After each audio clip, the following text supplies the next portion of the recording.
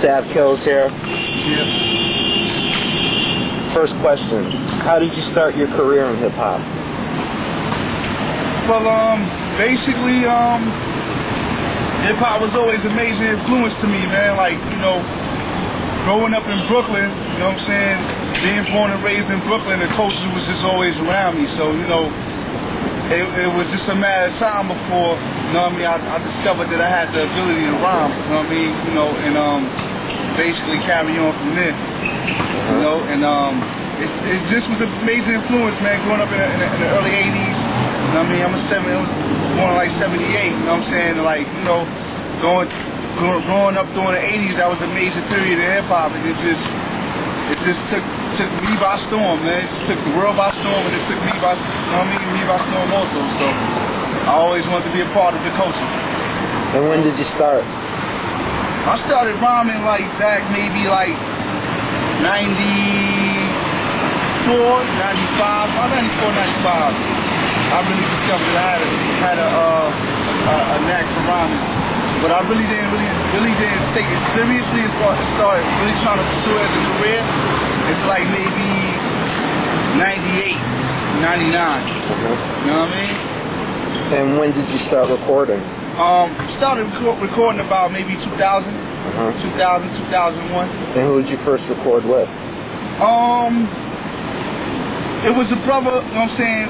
Like for the summers, I would always like go out to Las Vegas, and I met up with my people, some dudes out there that I had got cool with while I was out there for the summer and shit. My man Don and Links, you know what I mean? And his roommate Michael O. Well, basically they met later on, you know what I'm saying? But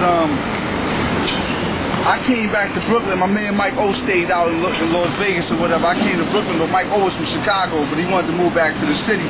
So he was like, he didn't want to go back to Chicago. So he moved to New York, you know what I'm saying? And basically I came back.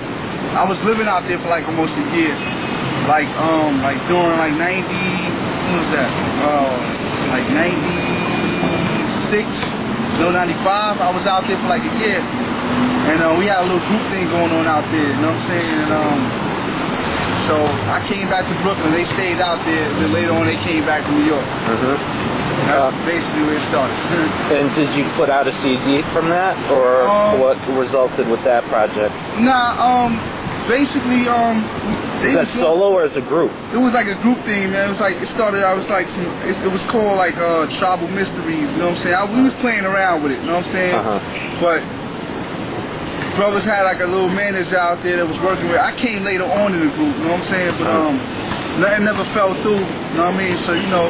I came back to Brooklyn, you know what I mean, and from Brooklyn I moved to I came back and I came to Bed-Stuy, which was like 95, and when that time when I came back to Bed-Stuy, it was a whole new setting for me, you know what I mean, so you know, and got cool with the people in the area of Bed-Stuy, you know what I'm saying, running around doing stupid shit in the streets, and started hanging out again, doing the wrong things and whatnot, and I ran into some people and they snatched me up and told me that ain't the way to go, and basically, it was a brother by the name of Born Supreme, and he was related to certain individuals in the clan that were like, you know, Dirty, Papa Wu, and everybody. You know what I mean? So through the guards, I started hanging around the guards, through the older guards, you know, Papa Wu and everybody, and you know, just being around that whole cipher, that energy. You know what I mean? Is what basically really influenced me, really what got me into hip. I mean, as far as pursuing his career. You know what I mean? That kind of answers the question. What is your affiliation with the Killer Bee Army? Well, like during the course of me trying to really pursue it, like you know what I'm saying, like it was certain brothers that was always around. You know what I mean? Like I was always around Papa Wu, used to be in Restoration a lot, watching the guards. You know what I mean? When Papa Wu had the studio on Fulton in Brooklyn, in the basement of Restoration. You know what I'm saying? So it was like that whole United Kingdom thing, that whole Sons of Man thing. You know what I'm saying? That whole little crew right there, like back in like 90, 97, 98. You know what I mean? It was popping off. You know what I mean? Brothers was trying to get their projects out. I was just basically a young guy playing the cut, just learning and observing. You know what I mean? And absorbing the energy. You know what I mean? So you know I was always around it. You know what I mean? Then later on, you know, RZA had the studio up in 36 Chambers. I used to be around there a lot. You know what I mean? You know, I used to be hanging out in the studio, you know, and as we went along, like certain brothers, you know, started noticing me. But like one thing is with, you know what I'm saying, like brothers in the clan, they ain't gonna really take you serious until they see you taking yourself serious, you know what I mean? Like they see you on your grind. So, you know, now, like, you know, I learned a lot from being around brothers, you know what I mean? Like I said, that was the influence you can hear in my music, but I'm really trying to, like, establish my shit first, establish Sav Killz, and then maybe later on, if RZA wanna come back and, like, snatch me up, like, yo, what's up, let's work hard, I see you on your grind, and you doing this, you doing that, you making it happen for yourself, let's build, then it's all good. But right now, I'm really trying to establish myself as my own entity, you know what I'm saying? Which kind of leads to the next question: what's it like to be an indie artist nowadays, with the industry, with the industry crumbling and everything? Yo, man, it's like you gotta have that drive, man. You gotta have that determination. You gotta have that balance, man. And it's being an independent artist.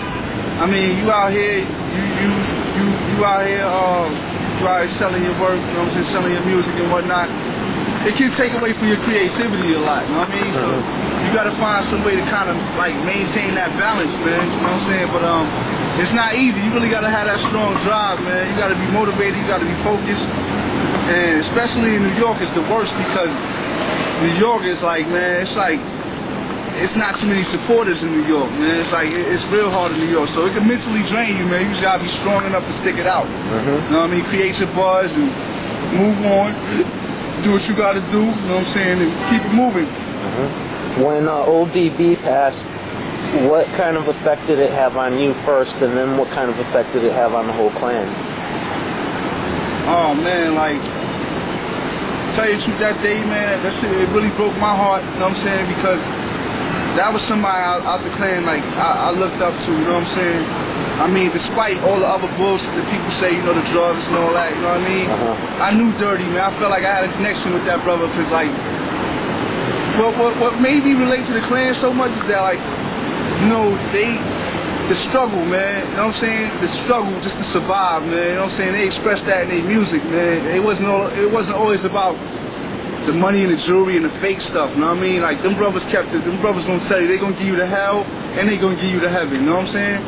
So that's like the real thing, like that right there, man. Dirty passing is crazy, man, because a lot of people saying they see Dirty in me, like yo, they see like that same flavor, you know what I mean? But I'm a little less more out there than Dirty, you know. Dirty was dealing with substances that couldn't be controlled, you know what I'm saying? I never went there, you know what I'm saying? But you know what I mean? But he was an amazing influence to me, man. It really broke my heart, man. The rest of the clan was like satin.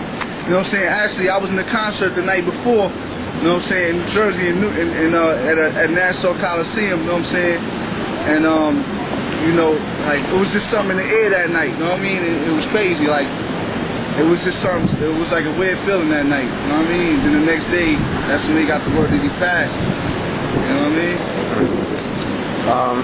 Explain some of the obstacles that you faced in the game. Basically, man, it's just staying motivated, man. Stay, like I said, like mentally on the grind, independently in New York City, it's hard, man. It's like, you know, like, it's like, where's the real love for hip hop? Where's the love for this culture, man? And it's real sad to see that a place where, you know, it was created to not be up on what's really going on, man. You know what I'm saying? This is where it all started. I mean, New York gotta support their artists, man. You know what I'm saying? If not, they're gonna keep pushing their greats away. They're gonna keep pushing their greats away, man. You know what I'm saying? You don't know who could be the next greatest MC coming out on the streets right now. You know what I'm saying? You gotta give it a chance, though. You know what I mean? And what's your opinion of mainstream hip hop now? Like, I like all forms, all levels of hip hop. You know what I mean? Underground, mainstream. Some pop might even like grow on me. You know what I'm saying? But you know, I don't knock nothing, because you know, hip hop is hip hop and it grew, man. You know what I'm saying? That's the beautiful thing about it. It keep growing and it keep growing. You know what I'm saying?